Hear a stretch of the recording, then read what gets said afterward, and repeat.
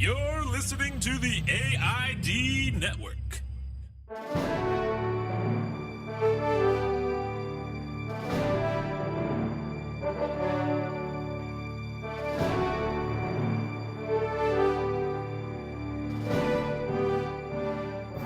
Hello, friend, and welcome to an excerpt from Freedom Week on the AID Network. All week long for members of the Circle of Trust, we've got 10 different interviews asking 5 questions about freelance. If you do the math, that's 50 questions that all symbolize the freedom of going freelance.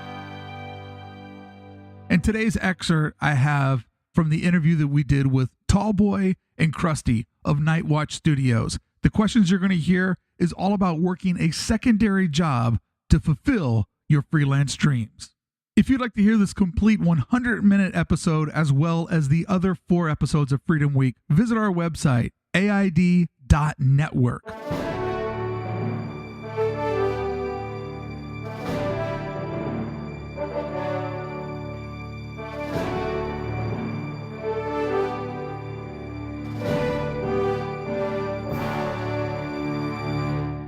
These are the things that get lost, and when people have to start out, go get the Whole Foods job, they feel like a complete failure. Yes. But so many people have had to do that. Yeah. So what's the timeline we're talking about?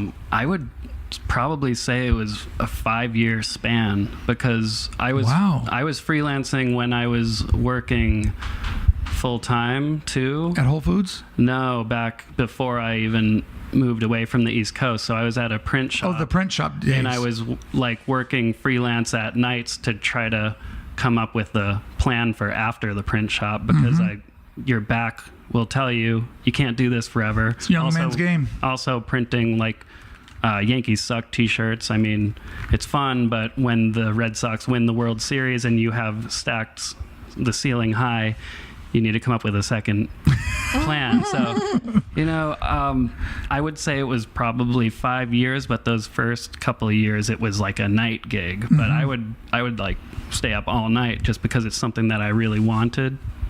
And then I guess when it got to the point where I tried to do it full time, I realized I wasn't able to keep up with my bills and shit. And that's when I went to Whole Foods part-time and then was freelance part-time, Whole Foods part-time.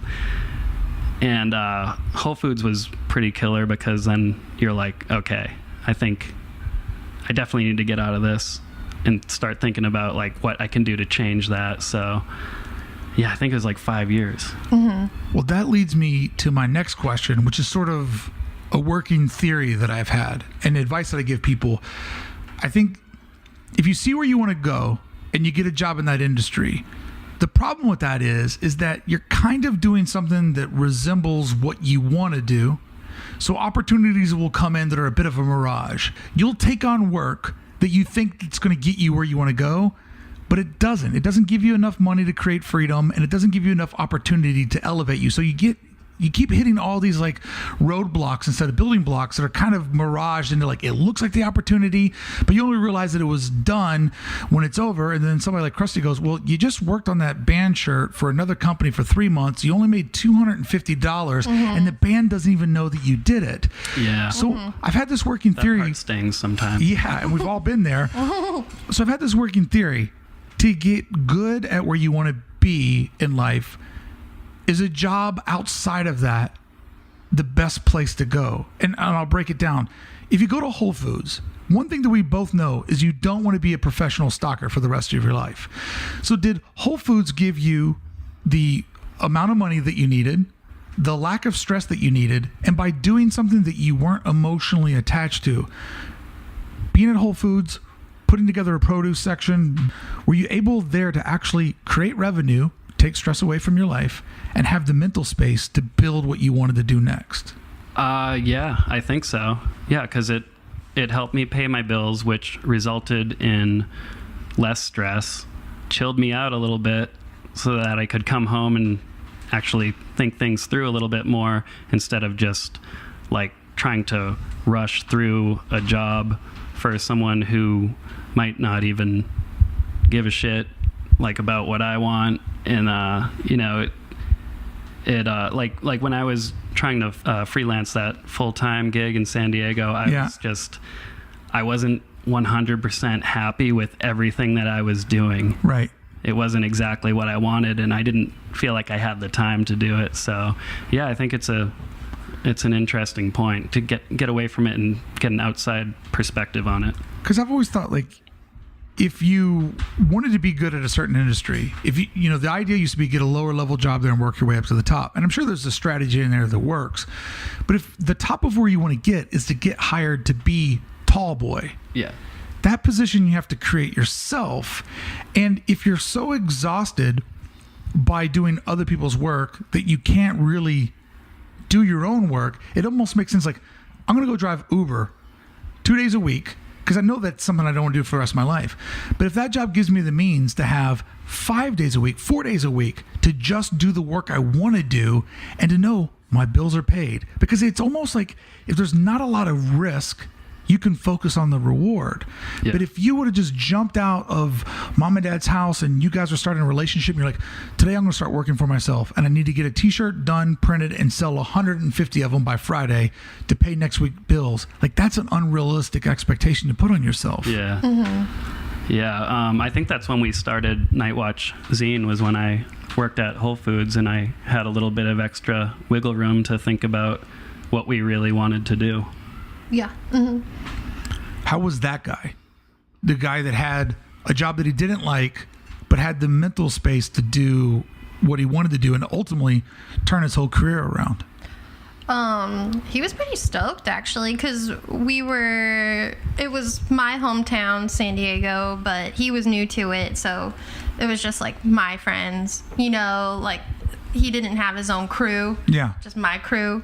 And, hanging out in the sewers. Yeah, the West Coast scum. The West Coast scum, but So generous of you to offer that up to somebody else. I know, right? I made friends at Whole Foods. But yeah, too. so he made his own friends. He'd go on bike rides, lost the pizza and beer weight, like had sorry to put you under the I bus don't for care. that one. She says I had a nice butt during that Yeah, time. all my girlfriends were like, "Oh my God, Chris's ass is awesome right now." I was Sweet. like, "Dude, I know."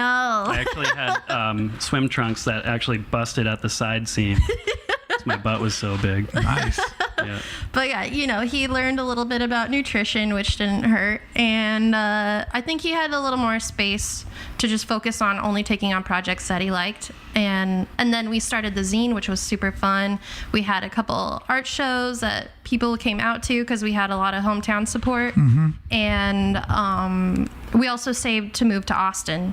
Yeah. And Austin is where we both stopped working at our jobs that we didn't really care about to try to like make Night Watch a thing. Yeah.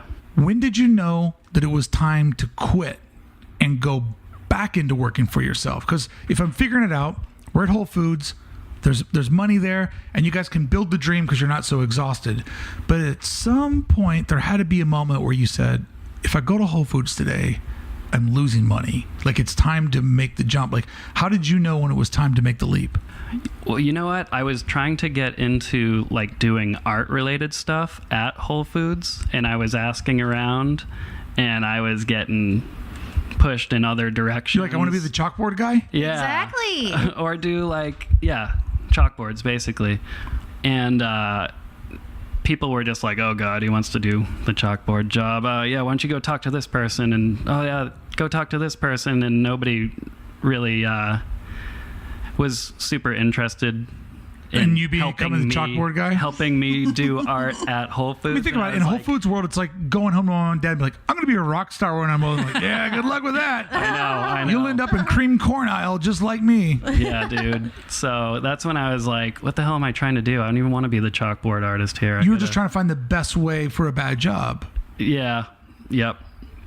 Yeah, I was trying to figure out a way to like keep getting the steady paycheck, but also maybe do art and not have to worry about invoicing or all that crap. God, but I wouldn't give to see that drippy broccoli. Oh my God. Asparagus.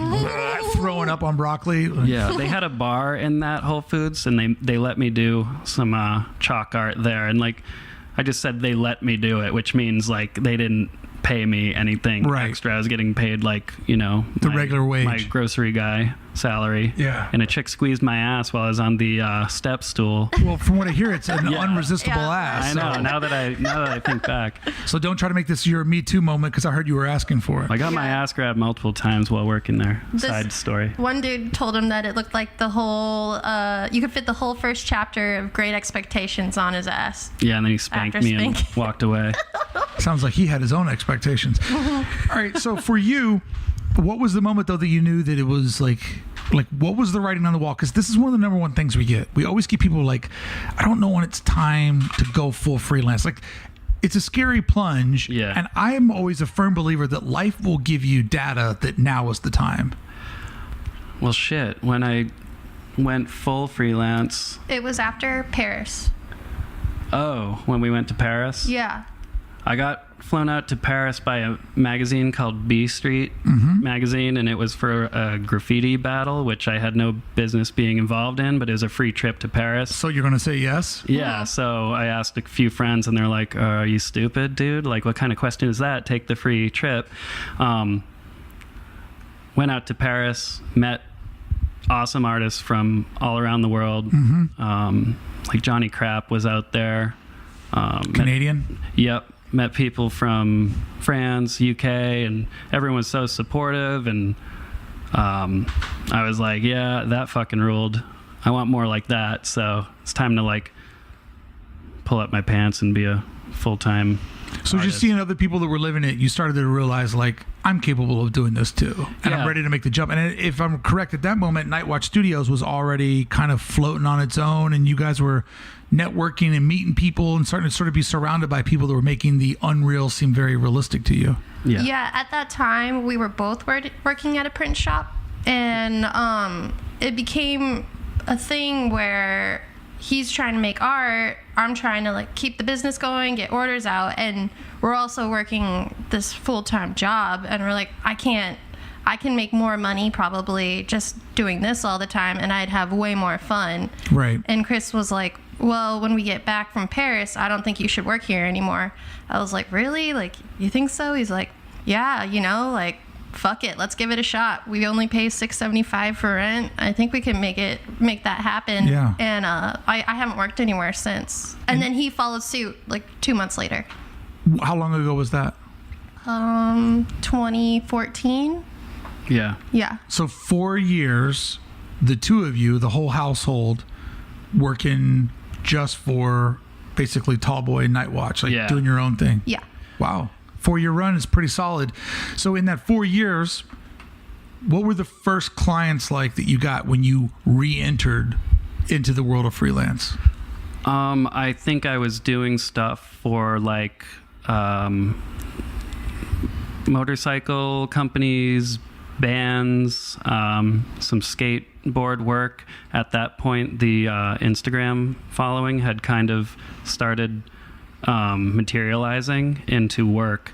So, which was so good for you because your art, you're built for the platform because it's art, it's creative. There's a person there, but it's kind of jokey and funny where people, I bet a lot of your stuff is at so-and-so. Oh, They just want their bud to see it because there's something about it that talks to them, and they know that their bud Barry, Barry loves a choking piece of pizza. I gotta show this old fat Barry, he'll love this. Yeah, so that helps too. Also, me and a couple of friends started an art gang called the Swamp Wizards, and that was like hitting it pretty hard at that time and was gaining some attraction. And with us doing the zine, everyone was kind of promoting each other and independent, growing the network. And independent companies were kind of hitting us all, like our whole crew up to 'cause they were seeing a freelance movement. work. Yeah, and if yeah. someone was too busy or didn't feel like it was the right job for them, we could recommend, like, I would always recommend people like, hey, pick up an issue of Nightwatch. The first page has like 50 artists that will kill it for you, and ask around, like, if I couldn't do something. That's awesome. So if I'm figuring this out right, we go into freelance, doesn't work out, we get a job, we recalibrate, figure out what we want to do, and then when we know that it's time to quit Whole Foods and do our own thing, a whole different level of clients. Yeah, and a level of work that you could invest yourself in and be proud of. Yeah, you just helped me realize that by asking me these questions, because I'm like, Jesus Christ, I don't know, man. It's just been years of just like drawing shit, ups and downs and running around and shit. But yeah, that's it.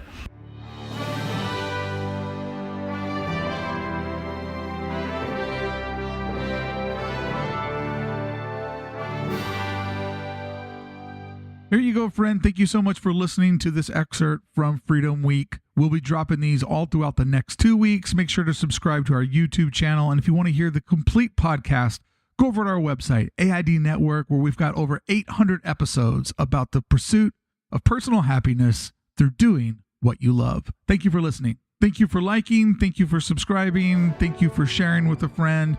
And let us know below, have you ever had to step away from freelance to work a side hustle? How far away from your goal was it? And did it help you being out of sight, out of mind during your business hours during the daytime?